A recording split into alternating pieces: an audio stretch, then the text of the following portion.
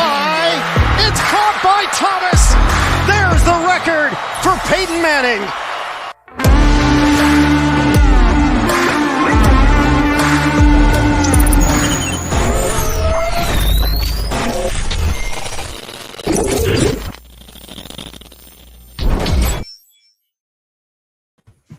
And welcome in, everybody, to another brand new episode of the MHRT Podcast. I'm your host, Mundungus Creevy, as always, alongside my co-host, 6'10", Mr. Boggins, and Glenn Mile High Fiber Hauser. If you're new here, we want to welcome you to the MHRT Network.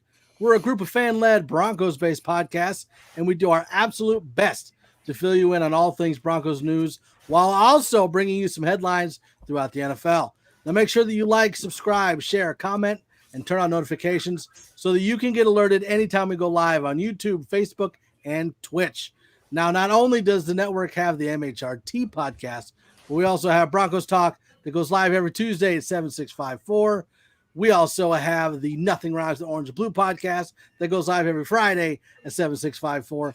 And we have the brand new pregame show, The Neigh-borhood, that airs before every Broncos game. Now, I want to say, like, how's everything going? But after this weekend, woofda. Yeah. All the comments and know the comments at the same time. It's like, woo. It's, like, good on the Raiders organization, though. You know what I mean? Like, good on them for taking initiative and just, like, dealing with it. And, you know, there's no room for hate. And especially in a locker room in locker rooms in the NFL in general, as diverse as they are, like, come on, like I don't really care if it was a while ago. That's not a good look for your organization. And so he's out. And what's his name was in quick here. Andrew Workman says, "What's the relationship with Orange Weekly? We are bestest of friends." Yeah. They jump in our chat, we jump in theirs. We get permission to post our stuff on theirs, and we've worked together before. So I think we worked Kevin draft, Tanner right? On before. Yeah, we did the draft preview with Orange Weekly. So, and we're fans of their show. Fans of their show, fans of our show. We're working friends. We'll go with that. Working friends. Not bad. Acquaintances. Acquaintance.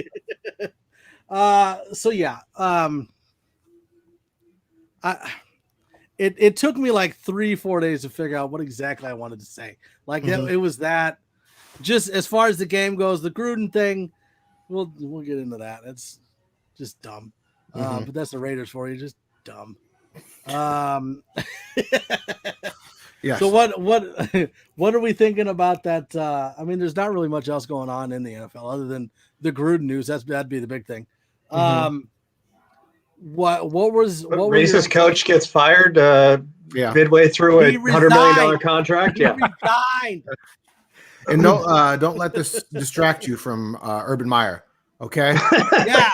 Don't let it distract you. You thought we forgot.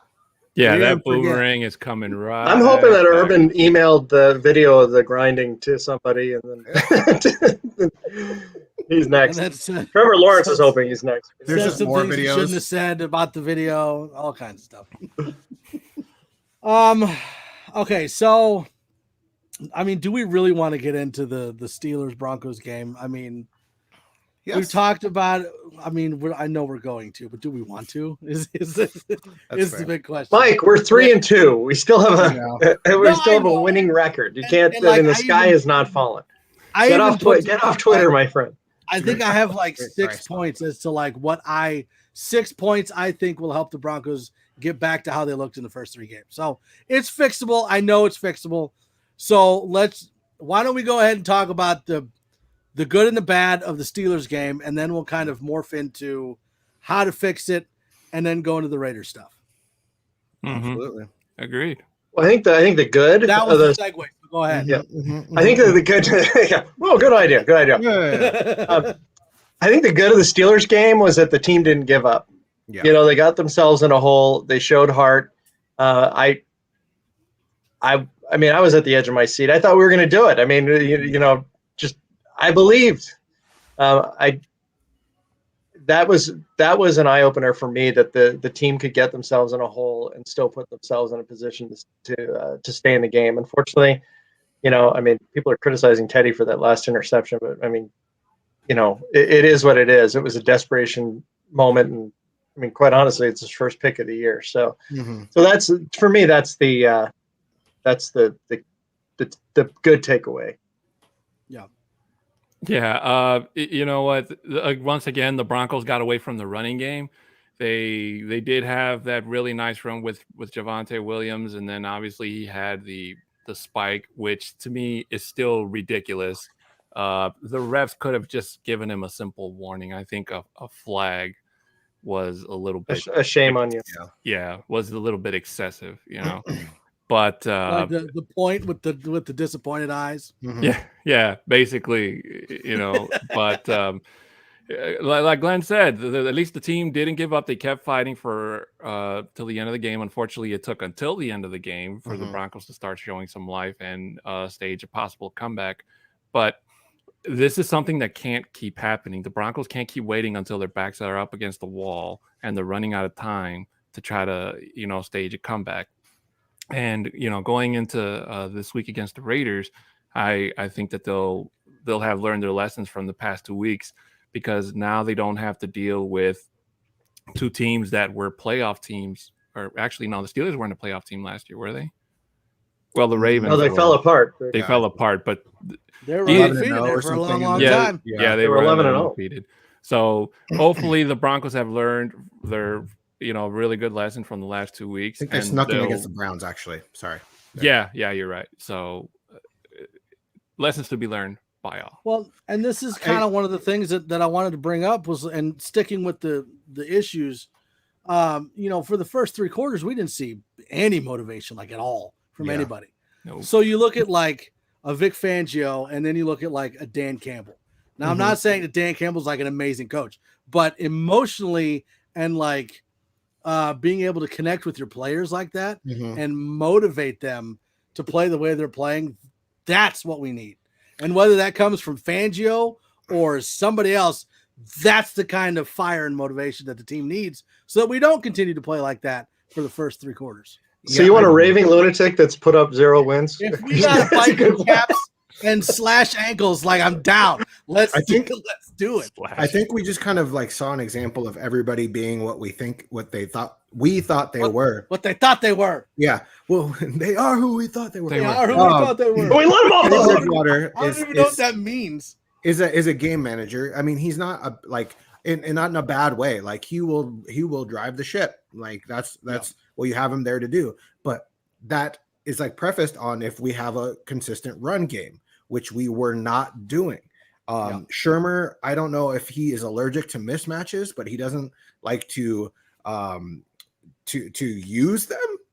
And like we were using Fant to chip block all game. I think he had like 0 or 1 target or something like the whole game. It was just like not good. And then in the end zone, you're trying to hit Spencer on that last one. When you have font, when you have I'm sorry, I should have had my pinky up there. When you have fonts italicized or underlined. Yeah, exactly. Sutton and Patrick. Dad joke, leave me alone. It's like, what are you even doing? And then you have a defense on Fangio's side that is like not prefaced on takeaways. They just keep everything underneath them, and that is not working well when you are still getting beat. So it's just like a circle continuing to happen, and that's a problem. And especially when you don't have a quarterback like when you have a Mahomes or you have a Rodgers or a Herbert or whatever, you can make these big plays that they are able to improvise and make things happen regardless. They make offensive coordinators look great. So that's what's really tough to make happen when you have offensive coordinator like Shermer, and you also have a slow play style of Teddy Bridgewater, who's hitting in the shorts all the time. And then you're not even running it. Like, what are you doing? So we were kind of just kicking ourselves in the pants the whole entire time. And Did you guys watch that Chargers Browns game? Yeah, I caught the end of that game. That was Oh my pretty- gosh. That was a barn burn. That was a good game. That was intense.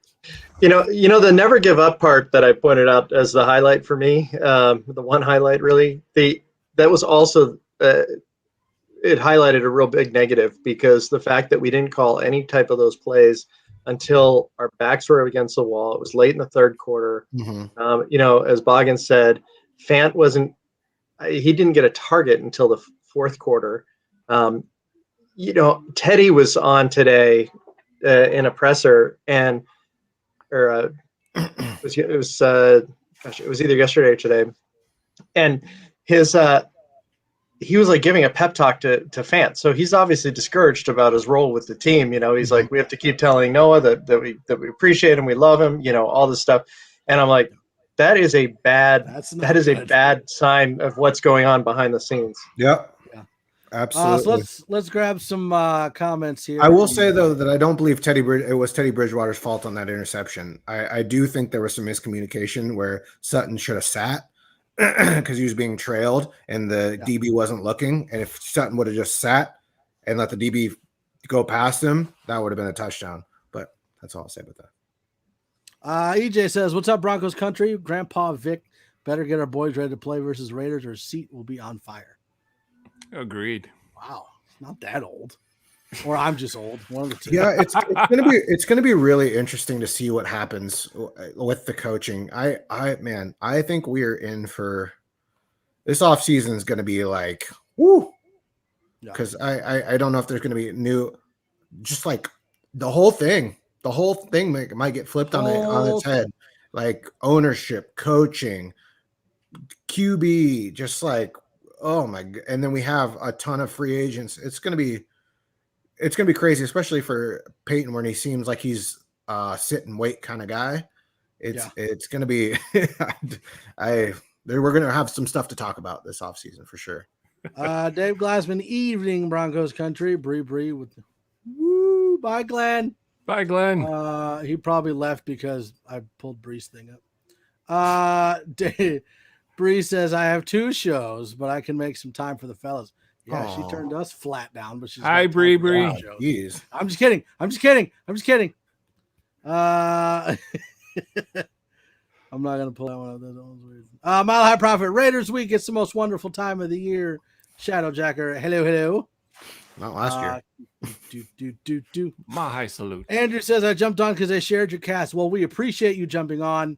We will try to live up to what Orange Weekly has put out there, and hopefully get better. They didn't tell you about the balloons and the peanut butter, did they? Okay. No. I wasn't sure. As long as they didn't, we're fine. What's up, Broncos country from Avatar? EJ Sherman needs to remember we have tight ends that are allowed to catch passes. True. Very true. What? Alberto wasn't healthy, so you can't use. What are you going to do? Use the other ones? Travis Starbucks, evening fellas, Denver Broncos for life. Shadowjacker says we need to create a faster start by incorporating Pookie and toilet paper. Toilet paper. I had to. I saw it and was like, yeah. Oh, come on. That was funny. I don't know if I've ever heard a quick start and a running back's name put in the same sentence before. Let's see here. Bree, I'm blown away that the Broncos did attempt the run in the least valuable way. Every single first play of each possession of the first half up to 2-minute warning. That is true. It was like run, pass, run, pass. Yeah. Yep. It was very predictable. It's like people have played against Shermer before and they know how he works. It's interesting. Travis Tarbox, any word on when Bradley Chubb is coming back? Not for a little bit more. I mean, I think what we have, he was put on IR. So what was it? 2 weeks ago? He was put on IR. I think so. Yeah. Well, isn't it weird that mid-November, Mike Boone was ready last week and he still didn't play. Yeah. And we don't know if he's going to play this week, but Fangio says he's ready to go. Yep, he said he's ready. What's going on? Like what? Why is he still listed on injured reserve? It doesn't matter. They don't use running backs, it seems like. So Well, just another running back that Shermer can use improperly. yeah, that's fair. That's fair. I think Albright was talking about that we have like one of the best outside zone running running backs in Williams, and it's like we don't use him for that. Like we don't use that. We don't like. It's just I don't know. I swear Shermer doesn't care who's on the field or who's on his roster. He just does whatever he thinks will outsmart the other person. It's like outsmart the other person. It's like if you just didn't prepare with whoever you're playing against, and you're just like, whatever. I have my thing. Not going to change it. I'm not going to pull that. I kind of want to pull that comment up, but I kind of don't. Okay, so let's talk about the big news. John Brown. I didn't even see it's on typing. It's a soft J. Soft J. Jan Brown. Jan Brown. Yeah, Jan Brown. Jan Brown got signed. Yeah, speed. I think on Tuesday, I said it was like John Brown was like having Emmanuel Sanders. He was that type of wide receiver. I mean, he's got 4.3 speed.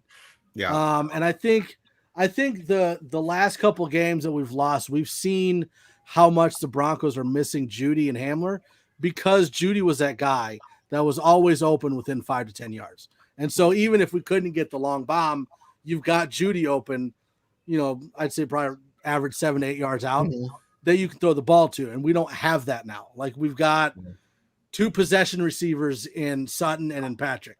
Like they can both go up and get it, and they can both aren't going to drop the ball, but we don't have that guy that can get open consistently quickly. Well, yeah, and you'd think it'd be Spencer, but no, he can't do that. And it's definitely not Benson. It's definitely not Moore. So I think John Brown's able to do that. I mean, two seasons ago, he had 1,000-yard receiving season with Buffalo, I believe. So, like, he's got one with potential. He had one with Arizona too.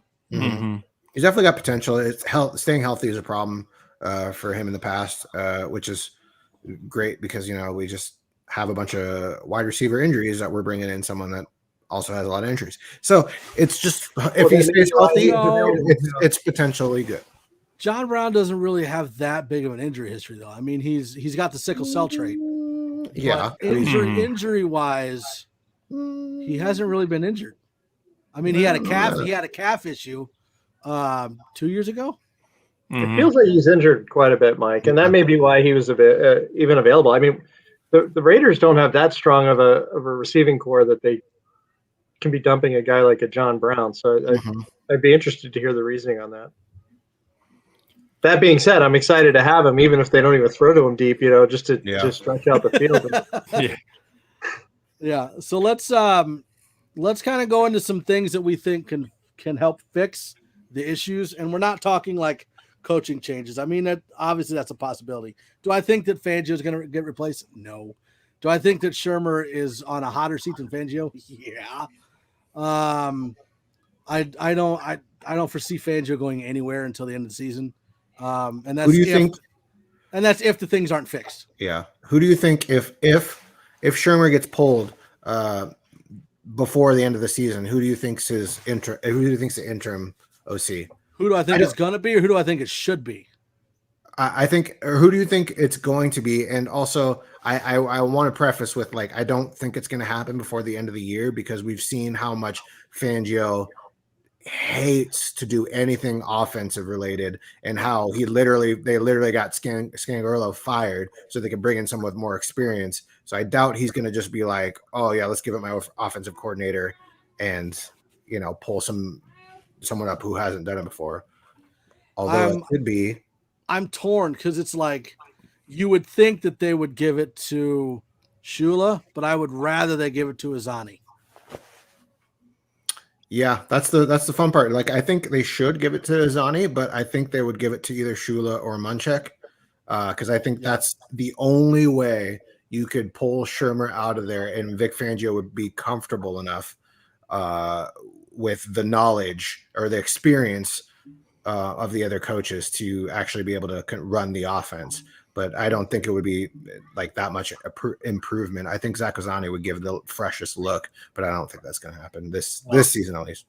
Yeah, I think it would be Shula. I don't think Munchak would even be considered. My suspicion is that they would want him to focus completely on the offensive line.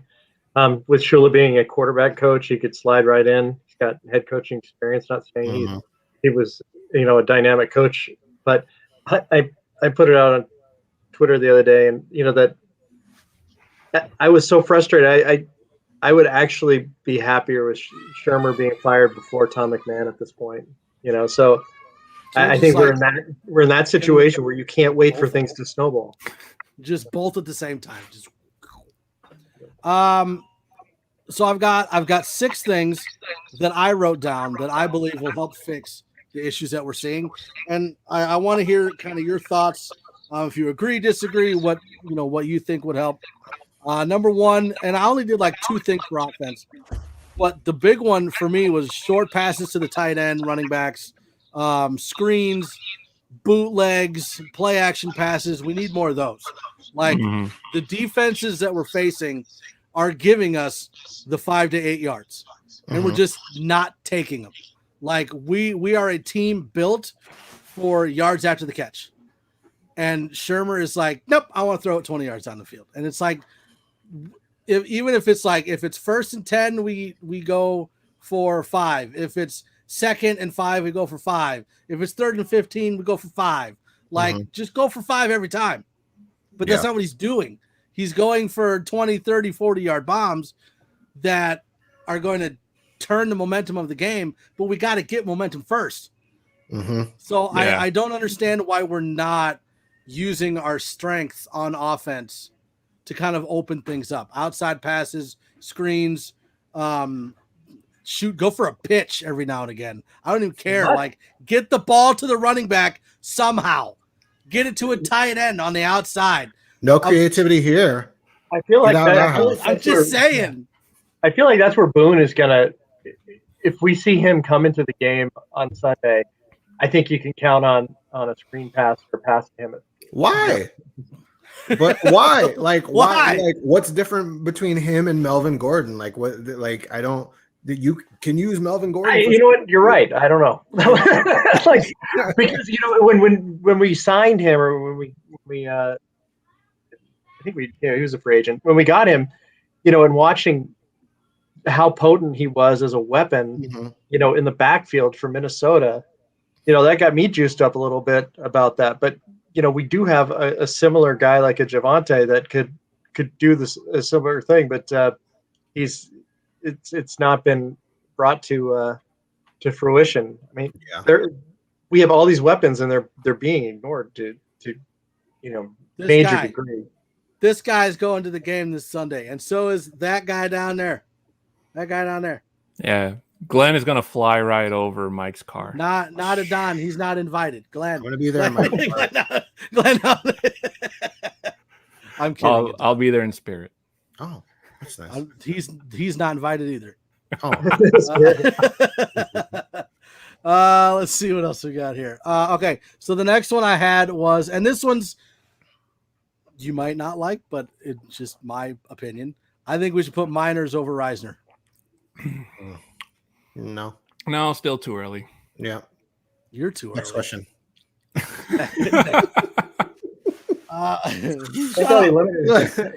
Maybe over Glasgow. I mean, no, not over Glasgow. Wait till next year. Next year, it will be Miners' year or Muti. But I think there seems to be a little more growth with Miners than there is Muti. Muti is just in pass pro. So yeah. Travis Tarbox, real quick. Our running game is not existent for the most part. That was supposed to be a major strength. We're not doing it. Yeah, because we're not running it. I mean, how many more highlights does Javonte Williams have to put out there to tell Pat Shermer, hey, hand me the freaking ball? For existence. My gosh, I swear I can speak. For existence.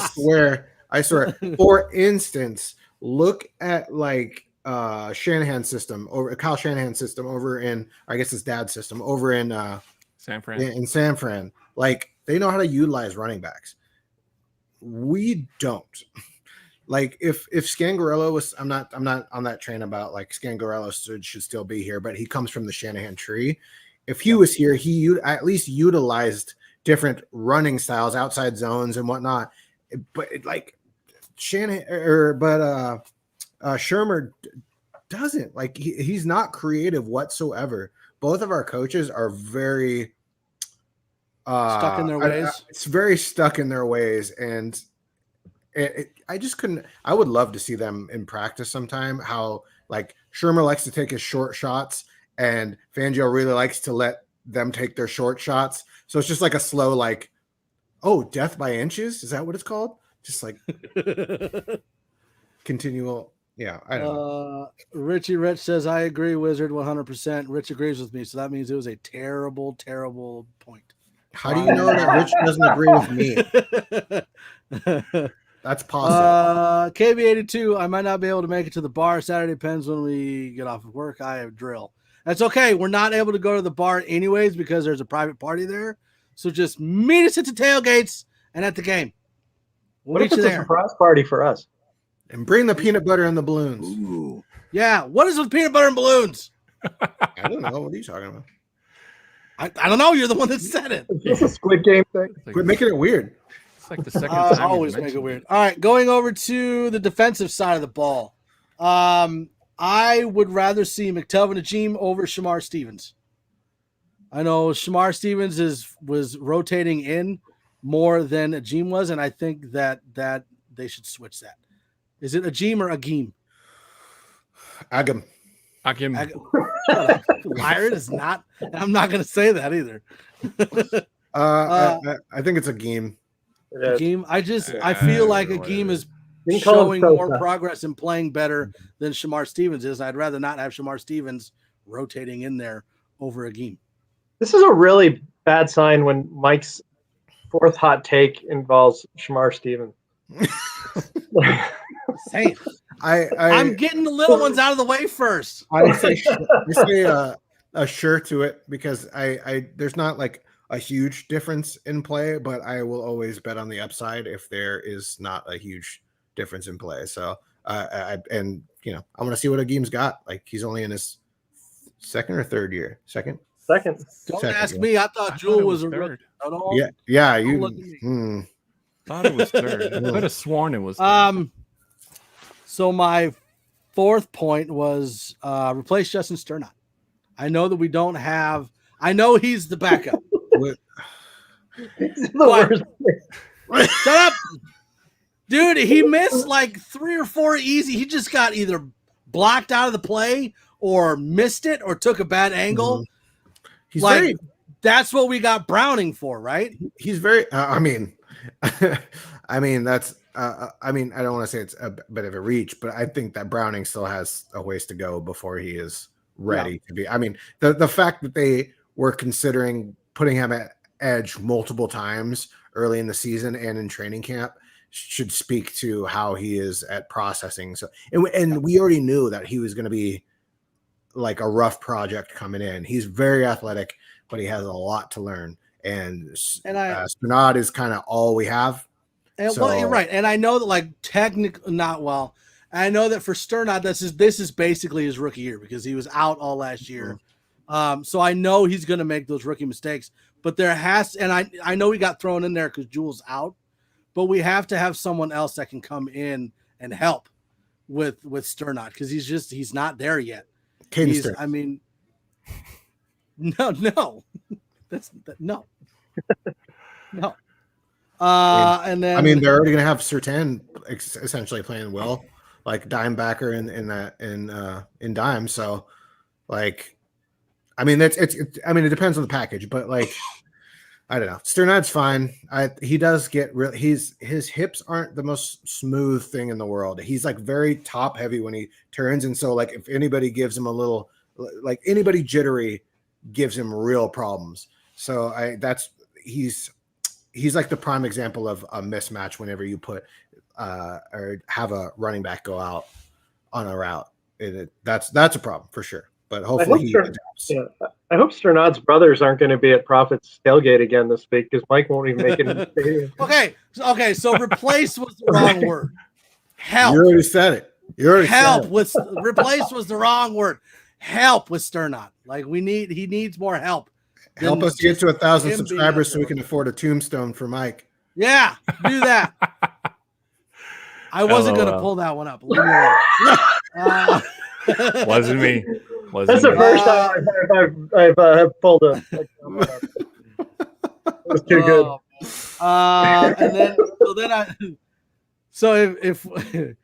If you guys suck. The whole issue with Kyle Fuller. I think when Darby comes back, waited to fix that. Darby should be in place of play where Fuller's at now. Mm-hmm. I'm not going to say replace because y'all going to get mad at me again. No, we would agree with you, actually. No, I don't think nobody can argue that point right now because Kyle Fuller has not had the season that he's had in previous years in the Fangio system, which is really weird because it's nothing much different than what they both ran in Chicago. So I don't know why it is that he cannot get acclimated to this defense scheme, why he's getting beat on certain plays. It's almost like he's playing injured, but he's really not. It's just like he's playing more like a rookie. He's making more mistakes that you would have expected out of somebody like Surtain, who is a rookie, but Surtain is playing much better football than Kyle Fuller is, even though they're playing different slots. So Vic made a comment. Oh, go ahead, Boggins. I was going to have my quotation. Replace Stop Fuller. Leave me alone. I don't know about replace. Like I always say, it depends on the scheme, but I like the idea of what Surtain can do, playing like moving around a lot. Like I think that there will be times where you'll have 6 DBs on the field, and so in reality it wouldn't necessarily be replacing, but if you want like the first. You muted yourself. God, he looked like he was actually going to be interesting. He was going to make a good point, and then he's like, nope. I thought Mundungus muted you. I didn't do anything. Oh, Did you lose your mic? Bro. He lost his mic. I think his mic went out. Vic, what I was going to say is Vic made a comment about, he didn't say Fuller by name, but clearly he was talking about him. So it was along the lines of, I don't care the success you've had in the past.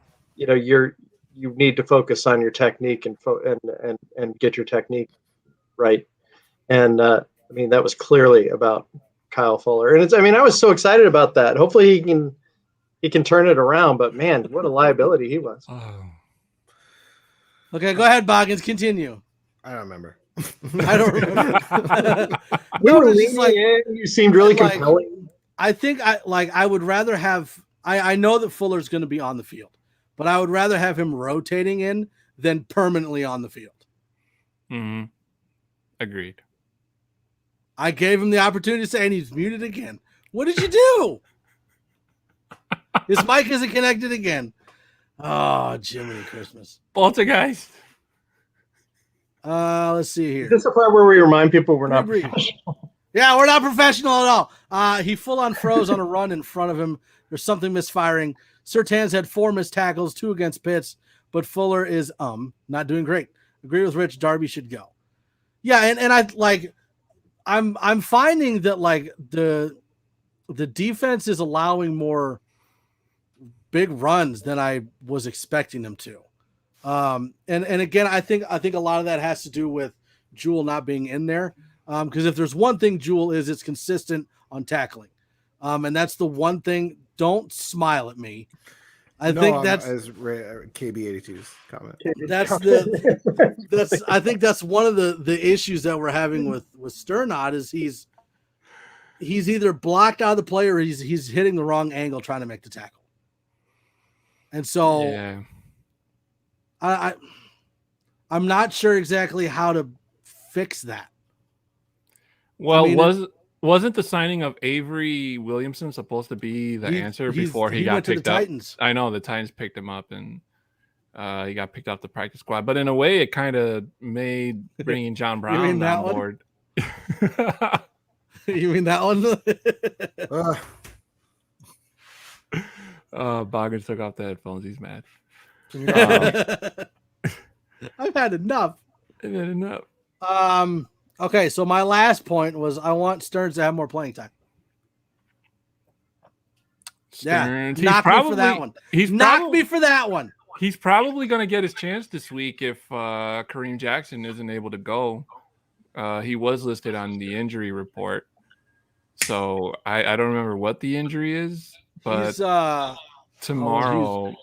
Questionable with back issues, yeah. So tomorrow could be it could be from that nasty hit he put on Juju Smith-Schuster. So, and Juju took it a lot harder than Kareem did. Okay, so answer me this question. Why is Kareem Jackson constantly either missing a coverage or not being where he's supposed to be and just allowing big throws over top? Why do we keep seeing that from KJ? Because he's starting to play a lot like what's that player from the Chiefs, Sorensen? Because every time Sorensen's been getting beat, and you just see Tyrann Mathieu just going like this, just like he's what the hell are you five. doing? Yeah, he looks like he's about to do the mile high five, and basically he's just like having a Chris Harris Jr. moment where he just gets beat in coverage and he's looking around to see who to blame instead of blaming himself. So I don't know what's wrong with that guy, but Caden Stearns is out for his job. Yeah, I don't know. Just a lot of miscommunication going on. I don't know what the internal issue is, but seems like there's something that's going on as far as them not communicating the way they should be. I mean, is that a coaching thing, or is that just the players not picking it up, or not knowing where they're going? Like a lot of time. I mean, it depends on what the offense is throwing at them. Good play calling on Mike Tomlin's part and really confusing the safeties. And I mean, K-Jack was getting confused, it seems like. So I don't know. I mean, but it's also kind of on Justin Simmons his ability, him calling the plays or like adjusting everyone. And then K-Jack, I don't know whether he misinterprets then how they adjust to what the offense actually does, and then him just pretty much falling on his face. Yeah. How about Cameron Parker on the Neighborhood essentially predicting that first bomb for a touchdown? I mean, jerk. He said, don't be surprised if Big Ben hits a 40, 50-yard touchdown. Yeah, and he burned Kyle Fuller. Yeah, I will never talk that much crap about Big Ben, because he goes so from one direction to the other. Mm-hmm. He is so unpredictable. Everybody's always like, "Oh, Big Ben's going down the hill, blah blah blah," and just when you think he is, he'll put out a game, and you're like, "Oh, he's back! Oh my God, he's back!" And then he kicks bricks again down there, a couple games down the road. Like, oh God, it's like sure, any given Sunday. Roethlisberger's like Boggins' microphone. Sometimes it's there, sometimes it's not my microphone. It's my audio interface. Okay, guys. Richie Rich, Mundungus, the question is, who do you want to step in for him? Well, Stearns, obviously. I mean, that was kind of the point of the whole, at least my understanding was Stearns would be on the team starting next to Simmons because K-Jack is only on a 1-year deal, and then, he possibly is not going to be re-signed. So it would be Simmons and Stearns, right? Yeah. Yeah. So Dave Glassman says put Stearns at safety and KJ at dime backer. I don't know about that. Well, you know what? Since we are close to the end of the trade deadline, do you guys think that the Broncos should maybe trade for a player to fill in a certain spot to try to keep this ship afloat and keep the Broncos record positive with more wins than losses? Or do you think it's a little bit still too early to tell? Which spot are you thinking of, Don? Well, since I'm thinking maybe linebacker, inside linebacker. There's got to be like two, right? So you're thinking inside linebacker and maybe center. Yeah, either one of those. Because I mean, for edge rushers, If Bradley Chubb was out, I would probably put that as a possibility. But I think they're doing pretty good with Malik Reed and Jonathan Cooper rotating. So it would either have to be inside linebacker to step in for Sternad, or maybe get another center to step in for Cushenberry and give Bridgewater more time in the pocket. Well, that was my question. Is Cushenberry part of the problem with the offensive line? I mean, I'm sure he's part of it. Like, our interior is having a real hard time, but I don't think he's. I think it's just kind of like a compilation of the interior. Because I mean, we've seen how Glasgow and Reiser can play, and that was pre-Cush, and so now we're having the same kind of issues 2 years in a row. So is it a Cushenberry problem? Do we need to go get a veteran center, or is it something that we just kind of have to deal with until he figures it out? It's really hard to kind of plug and play a center as well, because they are very in almost as much as a big role as the quarterback as far as play calling and calling out things. Yeah. So that takes a little bit of adjustment. So I don't know if I would necessarily do that and expect them to start right away. Yeah, you would probably need at least an off season. I think technically you can. Yeah, well, you can trade for coaches. So that's how Gruden got to Tampa. Yeah. Well, that's true. Rich, the weird thing is that Simmons and Jackson were together for a whole season, so you'd think communication should not be an issue. Well, that's what I'm saying. Like last year, we didn't have these massive breakdowns at safety. Mm-hmm. To my knowledge, we didn't have like the major ones that we've seen. Like you look at K-Jack and you look at Simmons, and we're thinking like top 5 safety duo in the NFL. Well, they're not looking like it now. So what changed? What's the difference?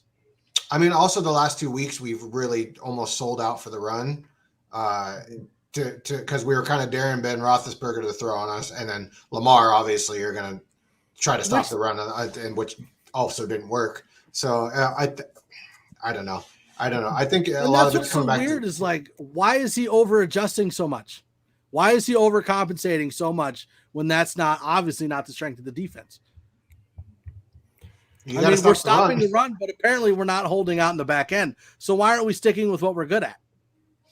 What do you think the strategy is going to be this weekend? I don't even want to try to make a call on that because I don't know.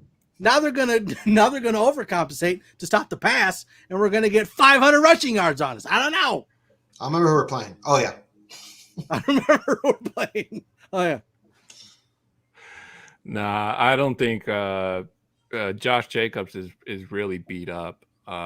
He's dealing with an injury, and instead of taking some time out, the Raiders are playing him. And Kenyon Drake, I said this before, it has not looked like the Kenyon Drake of when he was with the Cardinals. So I don't believe that the running game is going to be as dangerous for the Raiders. So Derek Carr is more than likely going to go through the air in terms of trying to beat Denver, because that's usually how he ends up beating us. Him running it. Yeah, instead of him running it. And with an interim coach, it's only going to be even more interesting to see who out of Derek Carr and whatever the coach's name is, I forgot, who's going to make the final call in terms of what plays to run instead of when it was Chucky and Derek. So now that Adon has given us the greatest segue on the face of the planet, let's go into the Raiders. Rich Bisaccia. Gruden is an idiot, and he can go away. He's basically getting wiped out of anything NFL right now, which good. That's what you get, you moron. And who's their interim? Rich Bisaccia. Because that is not who I thought it was going to be. We were thinking it was going to be Gus Bradley. Yeah, Gus Bradley or Tom Cable, because they've been head coaches. Tom Cable's been there before. I don't even know who this guy is. He's never been a head coach anywhere, right? No, he's their special teams coordinator. Slash assistant coach. Yeah, okay. He was with Gruden in Tampa. Now, when you look back at, I've only read favorable things about him too. I'd never heard of him, and it sounds like behind the scenes he's a very popular guy. Yeah, I heard he was a players coach, one of those guys that gets along with all the players. But if you look back at teams that have gone on with an interim coach, I would say pretty consistently they play better that first week than they have the prior weeks. But that's normally because the coach that's not there anymore got fired because they were terrible. This isn't that situation. This is a completely different situation where they're 3-2 and they have a really talented roster and their coach is resigning because he's a moron. So, Moron's one word. I mean, like, what are we thinking is going to happen? I mean, is this an emotional blow? Is this a team uniting kind of issue? Like, yeah, I was thinking about that. I was like, look at it. How weird would it be? Like you know, we're the team's gonna rally behind the lost coach. No, that's what I'm saying. Like, for themselves, I guess. I'm doing this for myself. You know, maybe. That's what worries me. I think the Broncos. I certainly believe this is a winnable game, especially in Denver. But what does worry me is that they were thrown into this mess. Carl Nassib he even took a personal day yesterday. So the team is, really kind of. I'm worried that they're going to rally behind one another. Carr is supposed to be a strong leader as well, and that they could just come across and try to prove the world, that they can rise above their disgraced head coach. Well, they can't. Okay. Well, it's like, I hope you're right. And I mean, at this point, you don't even really know where the offense is going to go either. Because I mean, the last 4 years, it's been all Gruden calling all the plays all the time. Yeah. And so now we're going back to a play caller that the last time they called plays was what? Remember when the Raiders signed John Gruden to a 10-year deal? Now, him resigning means that the Raiders don't have to pay him, right? I think that's part of it. Yeah. Okay. But I'm also not going to sit here and say that like nobody else is going to get in trouble from this, because this came from the emails that they were looking at from Washington football team looking into Dan Snyder, right? Mm-hmm. So we have no idea where else. Because I know like Adam Schefter's getting a lot of heat right now. Yeah. Because I guess there was an email asking Dan Snyder if calling him an Bruce editor. Allen. Oh, Bruce Allen. Bruce Allen. Bruce Allen. Mr. Editor. Yeah, Mr. Editor, and then was asking if this was correct or if he wanted to change anything. And we don't really know if it was the full story or if it was just the quotes that Bruce Allen gave. If it's just the quotes, it's no big deal. But if he's asking Bruce Allen to like change something in a full story, that's a bad thing. That's not good. Yeah. According to my sources, the NFL is covering up for Dan Snyder. So it's like we have no idea what else is going to be coming out of anything. Like this doesn't necessarily get Mark Davis off the hook for anything. We just haven't gotten to him yet. What if Urban Meyer is sweating even more now? He's like, what? There's so much more that could come out of this. And so, you look at the situation and you're like, I have no idea what's going to happen now. I don't know if the offense is going to rally and who they're going to rally around, or like if the defense is going to play terrible, or if they're going to play better, or like if this is just going to be a downer for the whole team. We've never seen this before. I have no idea what's going to happen. If you think Broncos country is at odds right now, just imagine if we lose this week. If we lose this week, not trying to put like knock on wood, but if we do, oh my gosh, Twitter is going to be unbearable. I'll tell you that right now. You know what I just thought of is Mike Shanahan is going on the Ring of Fame the same week that John Gruden got erased from it. Yeah, Gruden got erased from Madden as well, so that just goes to show you just how far this whole thing is going. And there's that still even Madden will change something. Yeah, like where Gruden was, it's now like a basic avatar. There's nothing. It's just a floating headset. Yeah. Oh, Frank Caliendo took a hit. Wow. Did he? Yeah. Well, think about it. That's one of his big impressions, right? So like. Yeah. His stand-up act cannot be the. Yeah, the whole thing is like, I still think so. Going into the Raiders Broncos game, before this whole thing happened, I still think that Denver had a good chance of beating the Raiders. I always think to do because interdivisional games are different. They're always close. They're always a battle. So I always think that Denver has a chance against any one of the other AFC West opponents. But now looking at it from where we're at now, you got to think Denver's got to be a favorite. Just because you don't know how the Raiders are going to react. I think they're like a 1-point favorite or something. Mm-hmm. So not good, but we were also a favorite against the Steelers and the Ravens. So that should not tell you anything. Don't believe this. I'm not really seeing any major injuries for the Raiders. No. For us, obviously it's Jerry Jeudy. Purcell's questionable. They still got Boone on injured reserve. Gordon and Jackson are questionable. They practice though today. Yeah. Yeah. So that's. I mean, do you think we're going to see more Stearns to kind of give Jackson a break and kind of rotate him in quicker? With a back injury, I would think so. Yeah, with the back. Yeah, he might see more snaps than K-Jack will. Now, like everyone, calm down. Like Caden Stearns is still a rookie. They're like he most likely will make some mistakes. Mm-hmm. So it's not like going to be a perfect swap over, but well, this leads into Mike's list next week. It's going to be replace Caden. I'm not making a list. I'm not making a list. Let's do superlatives. Just because I put replace. Leave me alone. I'm not exactly sure about the comment, but the name is Pooping Hippo, so I'm gonna pull it up. Whoa! We should give them ROC for their coach, like their current coach, because I don't want their ex-coach.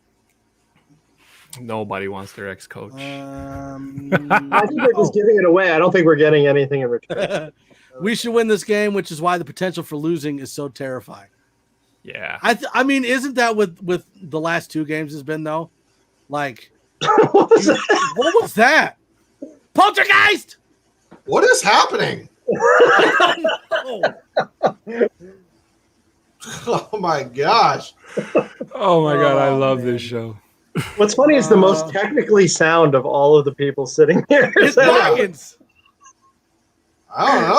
Like wiring his church sound system. Probably sitting here running like the highest level Alienware possible with everything. I'm talking on my laptop microphone.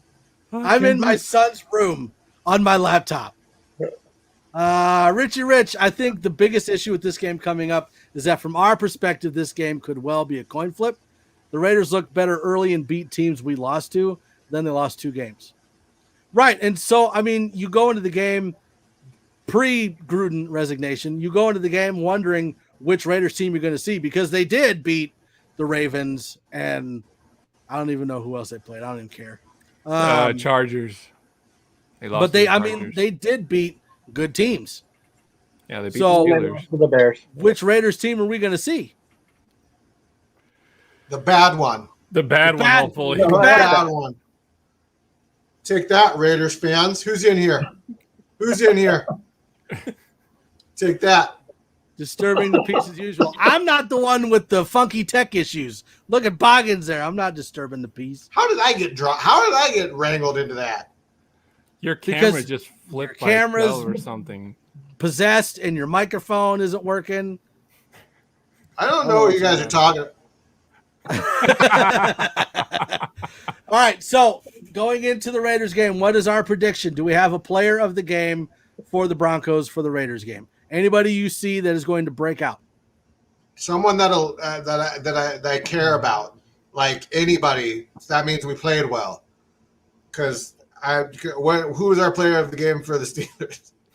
I'm just gonna. We didn't talk. I'm just gonna hit the mute button and let everybody else talk.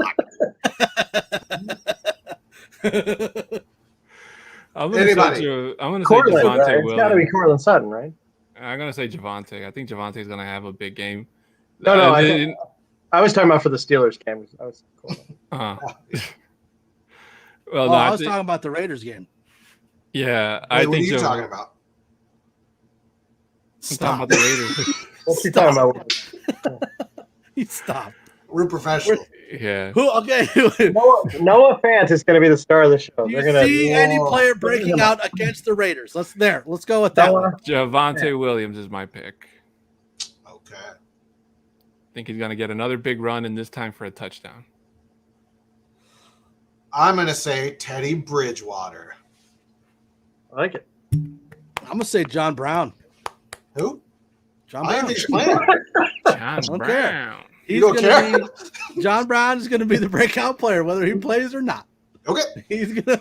He's going to play. Shermer pretty much confirmed that they're Yeah, he's gonna play. He's also. You got to tell him the route. Well, and I think it depends on where he plays too. I mean, is he outside or is he going to be in the slot? Depends on the scheme. kind of like the Von Miller covering Chase Claypool. Depends on the scheme. Yeah. Oh, I got to do better. No, oh. I got to do better. Dude, Vic Fangio's answers. You ever notice that it's never coach's fault? Like never once. Never once. It's always like, well, we were in zone there. I don't care. I don't care. Like what? Well, technically, that's true. They were in zone. It was he called zone. Well, didn't Von say like, yeah, I knew I was going to cover him?